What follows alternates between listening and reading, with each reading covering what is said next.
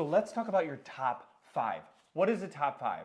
When we work with our buyers, we always ask them to come up with the top 5 things they need in a house so that we're only looking at houses that match the top 5.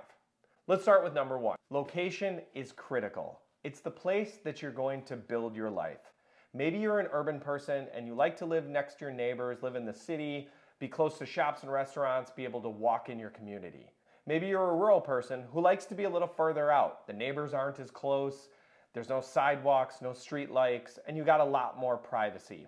Maybe you have a requirement to be in a specific school district. Or maybe there's a community that you absolutely love that you just want to live in that community. You're not sure yet where you want to live? Go take a drive. If there's neighborhoods that you're interested in, drive around, see what it's like. Visit the shops and the restaurants and the local spots of that neighborhood. Finding the right location is critical because you can't really move a house. Number 2 is the number of bedrooms you might need, or rooms in general. So maybe you need a 2-bedroom or a 3-bedroom. Maybe you have a family and you're really concerned about having the kids be on the same floor as you are on. That's something you should consider. But maybe you also need an office. Does that mean it needs to be a 4-bedroom? You need to consider how many rooms you're going to need to live your life. Number 3, you guessed it, bathrooms. How many bathrooms do you need? Do you need 1, 2, 3, 4, 5? Do you need a primary bedroom with an ensuite? Are you okay with just half baths on the first floor and maybe a full bath on the second floor? Figuring out your minimum requirement for bathrooms is important, so we're only looking at houses that have at least that number of bathrooms. Lastly, number 4 and number 5. These are really up to you.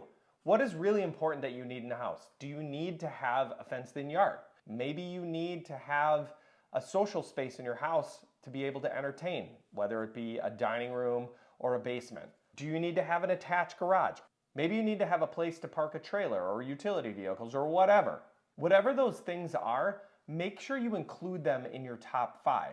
And the best way to come up with your top 5 is to take some time, sit down, and really map out what is important to you in your next house.